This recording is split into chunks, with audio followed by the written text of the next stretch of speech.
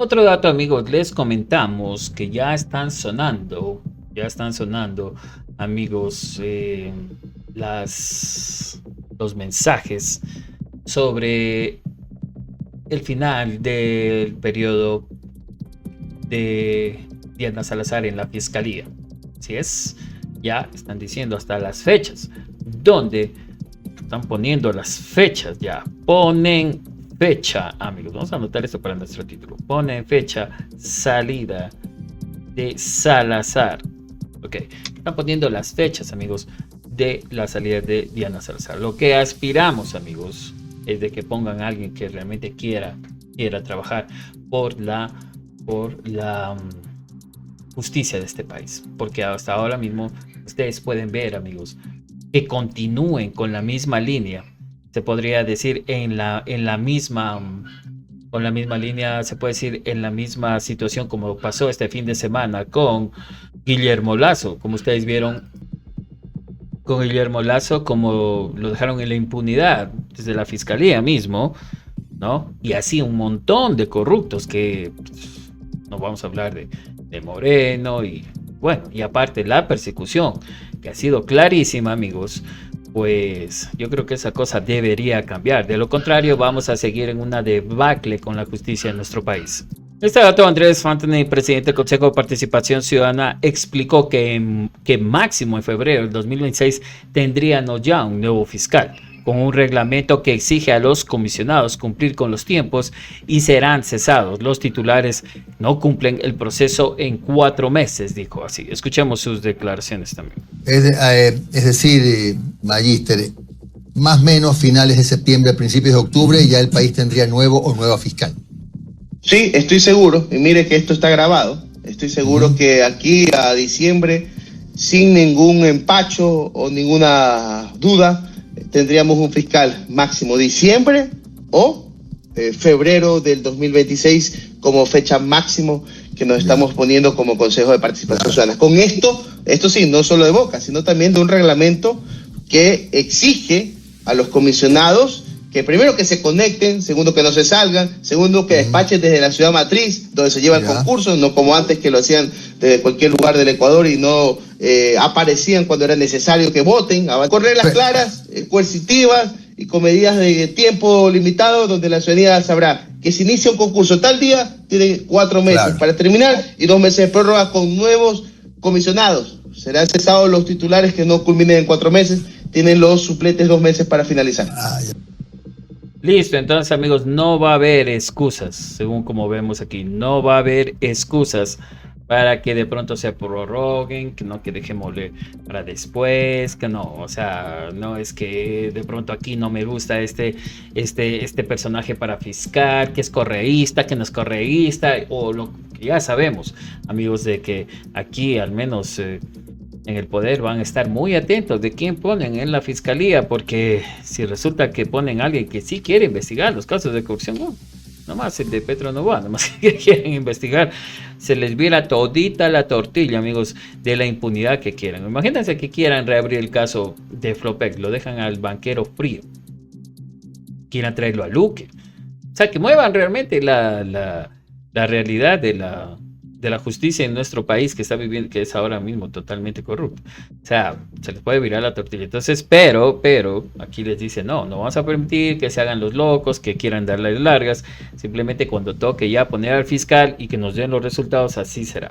Interesante, amigos. Bueno, esperemos que sea así la situación. Esperemos que aquí del Consejo de Participación Ciudadana, por dar estas declaraciones, pues no vayan a llenar el Consejo de Participación Ciudadana, le saquen un caso de corrupción, alguna cosa que se inventen como para poner a otro que sí quiera de pronto a mover los intereses a sus antojos, como ya lo hemos visto anteriormente. Interesante, ¿ustedes qué opinan? Continuamos comentando.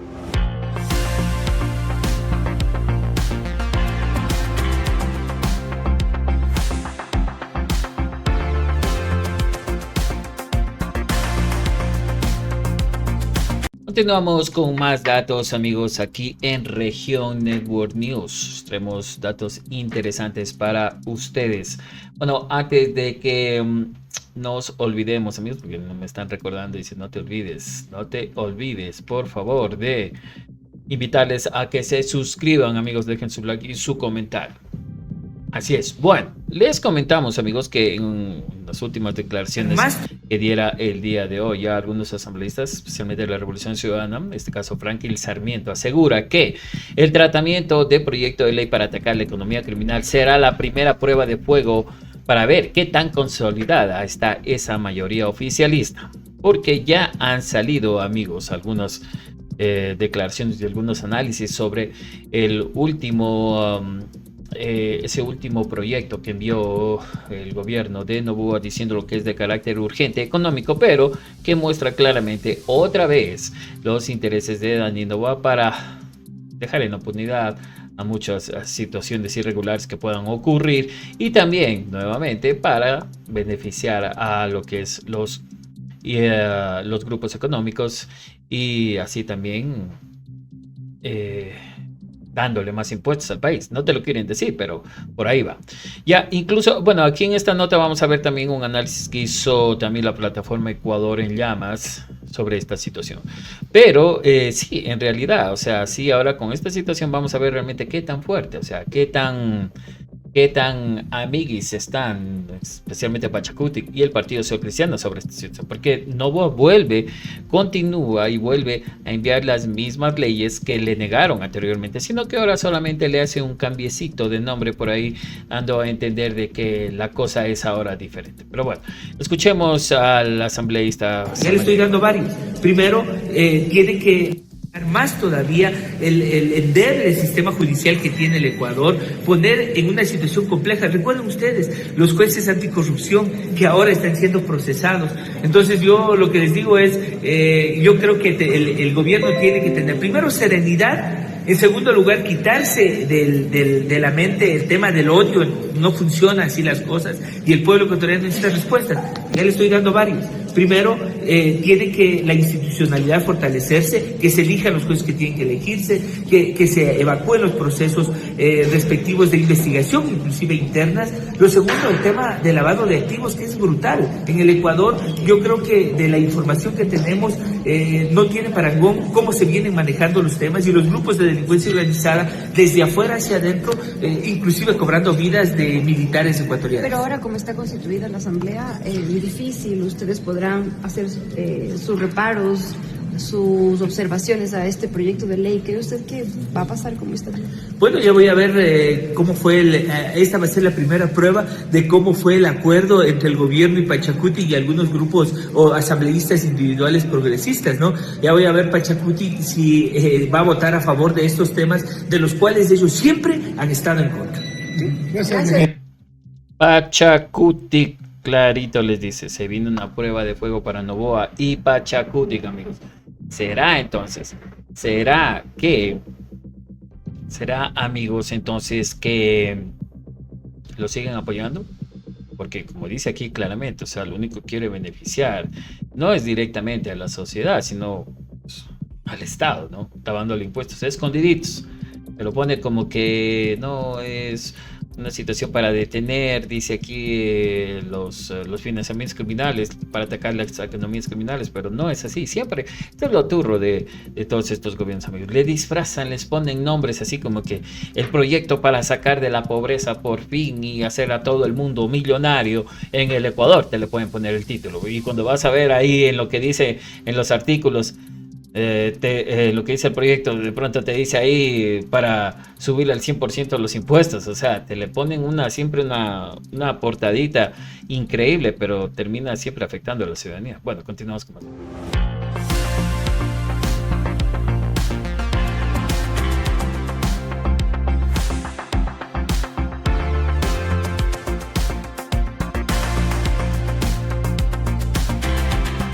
Continuamos con más información, amigos, aquí en Región Network News. Antes de nada, no se olviden, amigos, de suscribirse a nuestro canal. Bueno, Alfredo Serrano, asambleísta del Partido Social Cristiano, señala: lo que criticamos allá en el correísmo se está repitiendo exactamente con el mismo libreto. La única diferencia que yo veo es de que el UNO tenía 76% de los votos en el Congreso y actualmente tiene el 43%. El resultado es el mismo, la no participación, que no se cumpla el principio de pluralidad, mostrando así y mandando un mensaje también a Daniel Noboa de que se deje de cosas, ¿no?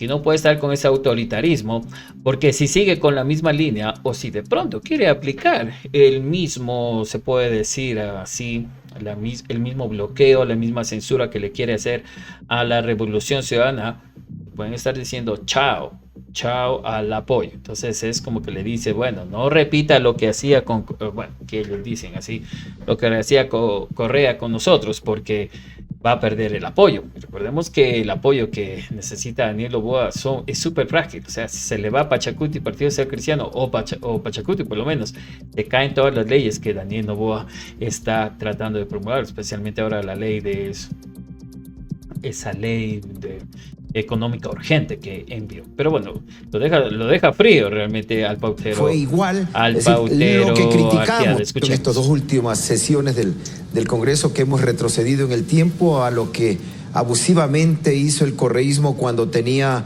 104 de 137 legisladores, ahora tienen 66 de 151, pero el objetivo es el mismo. Se llevaron 7 de 7 vocales en el CAL. Actualmente en el correísmo se llevaron 6 de 7, el reparto de las comisiones fue exactamente, la distribución de las comisiones fue igual. Es decir, lo que criticamos en su momento nosotros allá en el correísmo se está repitiendo exactamente con el mismo libreto. La única diferencia que yo veo es que en el uno tenía el 76% de los votos en el Congreso y actualmente el otro tiene el 43%. El resultado es el mismo, la no participación, que no se cumple el principio de pluralidad que debe estar que está claramente establecido en la Constitución y la ley. Qué pena que se repitan malas prácticas del pasado en estos dos últimos. Bueno, entonces amigos, como ustedes pueden ver aquí, quitando un poco ese desacierto que dice aquí de la Revolución Ciudadana, nuevamente amigos, son mensajes de, se puede decir así, de preocupación de parte también de Alfredo Serrano. Está clarísimo, o sea, simplemente le está diciendo, señor, déjese de esas cosas, sea un poquito más democrático. Y esto pasa, amigos, y esto pasó, como ustedes recordarán, justamente en la primera sesión que tuvo la Asamblea Nacional, ¿no? Donde se miró claramente que para el CAL no querían poner a nadie de la Revolución Ciudadana. Y la pusieron ahí a uno que dicen ellos que después es de la Revolución Ciudadana, Salazar, ¿no? Diciendo, no, ellos de la Revolución Ciudadana, no, señor, ya no pertenece a la Revolución Ciudadana. En pocas palabras, no los pusieron para nada en ese, en la vocalía del CAL, que es bastante importante, ¿no? Porque quieren tener el poder completo. Y esto lo asustó realmente a Serrano y obviamente también a Jaime Nebot. Le mandó a decir, oye, dile que se dejará de cosas, ¿no? Que no nos va a estar bloqueando como la Revolución Ciudadana, sino chao. Ok, dice, pero ellos votaron por eso, así que hágase cargo, sin vergüenza, le dice aquí también, claro, o sea, si ellos ya saben cómo es el gobierno autoritario y que no responde a la ley y que hace lo que le da la gana, si ya vio esa situación en las elecciones, ¿por qué lo votaron entonces por Neil Olsen para que quede como presidente de la Asamblea Nacional? Votan por ellos y después se quejan, como ya lo hemos dicho en otros videos, típico del Partido Social Cristiano. Se pasan quejando de que la derecha o los últimos gobiernos han estado haciendo malas administraciones, pero al momento de apoyarlos, respaldarlos y protegerlos, están ahí siempre primeritos con su voto. Bueno, continuamos con más datos.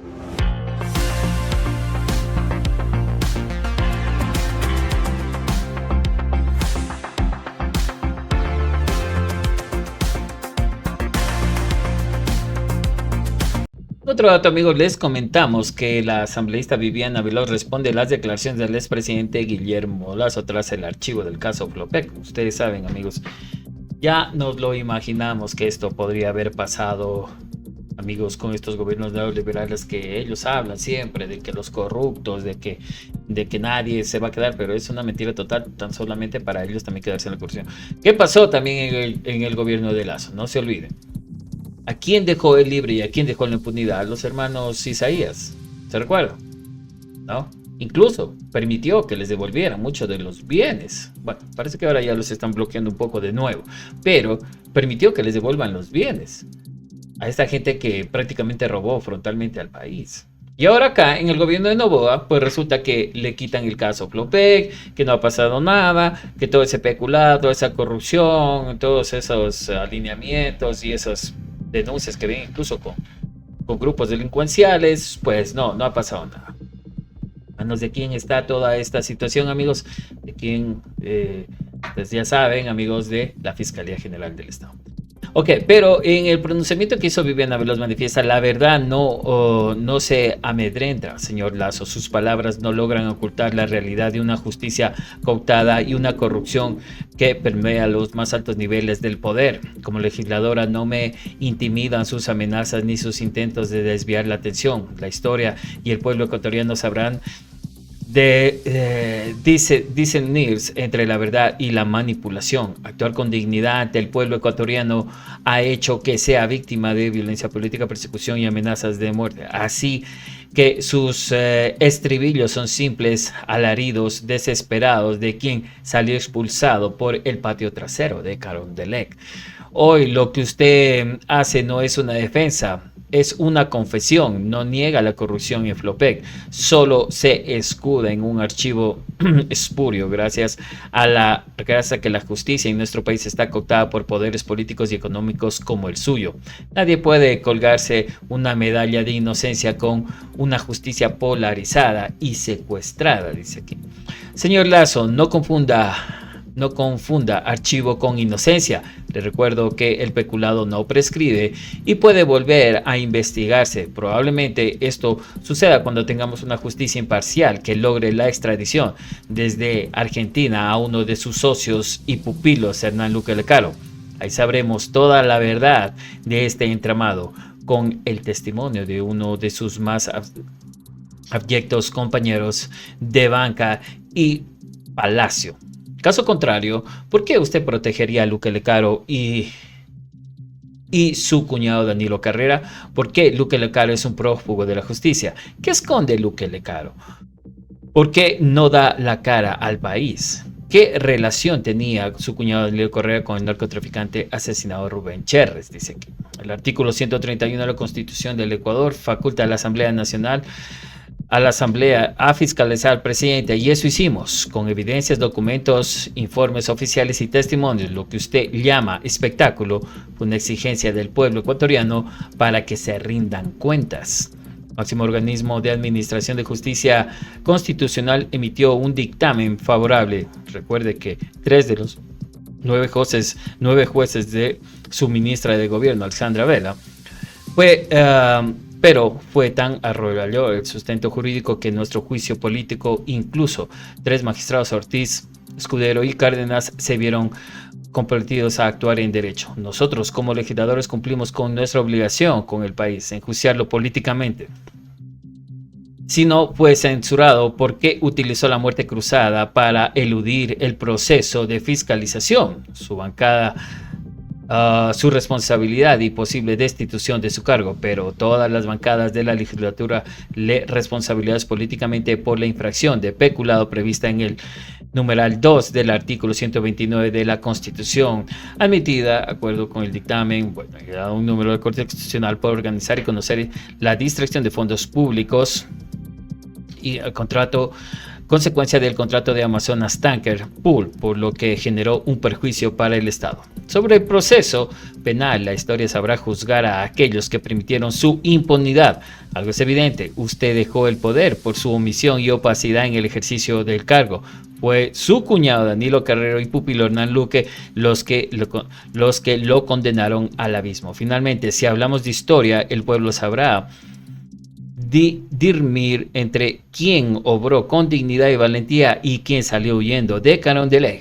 Yo camino con la mano de mi familia, usted lo hace con la mano de guaruras y guardaespaldas. ¿Por qué será? Si usted ni nadie Usted ni nadie me detendrá. Seguiré luchando por el Ecuador justo, transparente y libre de corrupción. Durísimo las declaraciones de Viviana Velados contra el banquero. ¿Ustedes qué opinan? No se olviden dejar sus comentarios.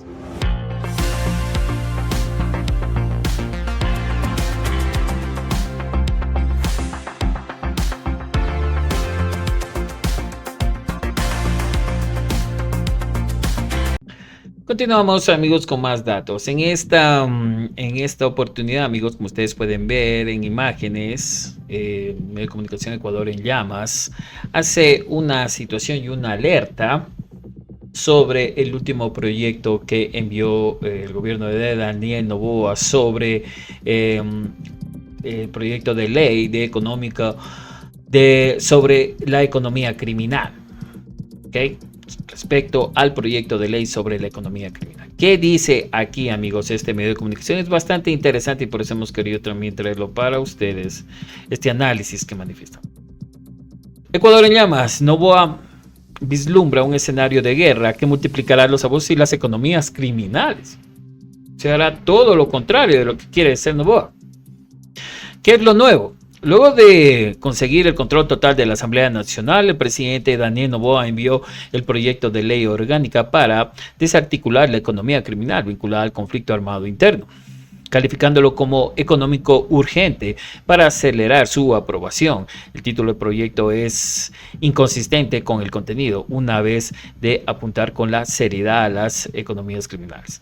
Se vislumbra escenario de guerra sobre la base de supuestos erróneos. No comprende la naturaleza de las amenazas, sobredimensiona la respuesta estatal y, lo más grave, invisibiliza la penetración criminal en el Estado. Eso es lo que dice aquí. Esta es una alerta número 1, dice aquí.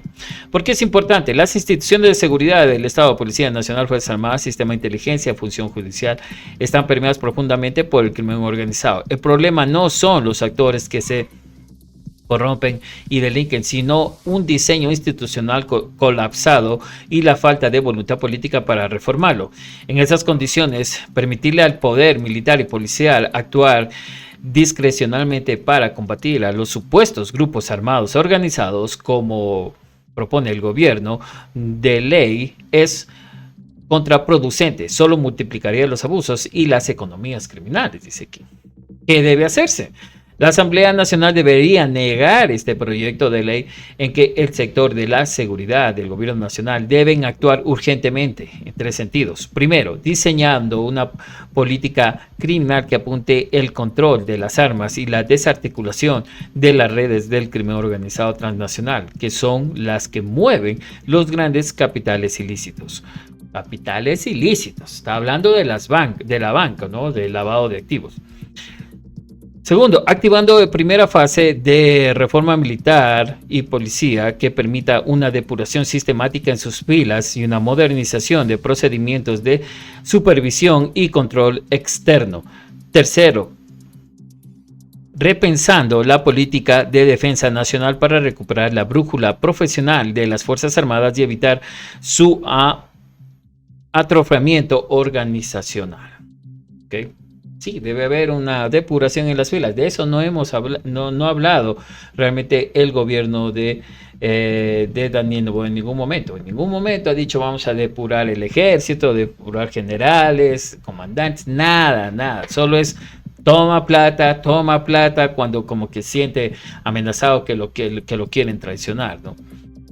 ¿Por qué este proyecto de ley multiplicaría los abusos? Dice, al parecer el presidente de la República no conoce el viejo adagio que dice, de buenas intenciones está emprendado el camino al infierno. Las intenciones no son suficientes para cambiar la realidad, incluso si son buenas. Es necesario contar con la estrategia que conecte de forma adecuada con los fines, con los medios disponibles. Y de eso carece este proyecto de ley orgánica para desarticular la economía criminal vinculada al conflicto armado interno. Aunque el propósito es legítimo, desarticular las economías criminales, las formas escogidas para hacerlos son desatinadas, dice aquí. Las declaraciones grandilocuentes sobre el derecho internacional humanitario sirven para camuflar 3 existencias que el mando militar ha realizado desde hace algunos años con los corillos del poder. Primero, dotarle de una fachada de legalidad a las operaciones de guerra, en especial cuando se producen daños colaterales, muertes de civiles y daños a la propiedad privada, y podría entrar de los niños de la Gasca, ¿no? No de la Gasca, perdón, los 4 niños que perdieron la vida de las Malvinas. Por esta razón, el artículo 6 contempla el reconocimiento oficial del conflicto armado interno como preámbulo de un estado de guerra o régimen específico de medidas para combatirlo. Esto implica renunciar expresivamente a una salida democrática de la crisis de seguridad que vive el Ecuador. El estado de guerra reemplazará el estado de derecho. El marco constitucional queda en un limbo jurídico mientras dure el conflicto armado interno. Ve el artículo 7, dice aquí. Segundo, hacer uso directo de la fuerza sin ser penalmente responsables. Como es público y notorio, desde que empezaron las masacres carcelarias, policiales, militares, justificaban su iniciación en la ausencia de garantías para intervenir y ejercer la fuerza para satisfacer esta y otras demandas de la Policía Nacional y las Fuerzas Armadas. Se creó la ley orgánica que regula el uso legítimo de la fuerza, publicada en el registro oficial el 22 de agosto del 2022, pero las masacres continúan dentro y fuera de las cárceles. El artículo 12 del proyecto de ley autoriza el uso directo de la fuerza en contra de miembros de grupos organizados, especialmente cuando estos se encuentren armados o inicien ataques hostiles. No obstante, ninguna de las 22 organizaciones decretadas como terroristas por Decreto Ejecutivo 111 del 9 de enero del 2024, aquí menciona un montón, choneros, tiburones, chonequiles, etcétera, tienen indumentaria que les identifique y diferencie de la población civil. ¿Cómo entonces policías y militares distinguirán a civil en medio del fuego cruzado? Por ejemplo, claro, o sea, es como que sientan como que puede ser una amenaza, le van a dar bala y listo, no lo van a investigar, no va a haber ningún previo aviso, nada, toma, se acabó. No, es porque la ley me está permitiendo toda esta situación, amigos. Es bastante interesante realmente este análisis, amigos, aquí que hace Periodismo en Llamas. Bueno, vamos a ver si es que lo tratamos de dejar también en el link de la información para que ustedes también lo puedan leer. Está bastante, amigos, interesante sobre esto que ya están pidiendo que no aprueben este proyecto de ley económica de Daniel Noboa, porque lo que está haciendo es permitiendo primeramente el abuso de las Fuerzas Armadas o la policía sin que exista ningún tipo de responsabilidad. Algo así, más o menos, es lo que están tratando de ver con este nuevo, amigos, nuevo proyecto de ley que envía Daniel Noboa. Pero como lo han dicho anteriormente, ¿será que Pachacuti va a permitir esto y Partido Social Cristiano? Bueno, se verá también más adelante. Así es, amigos, continuamos con más datos. Saludos.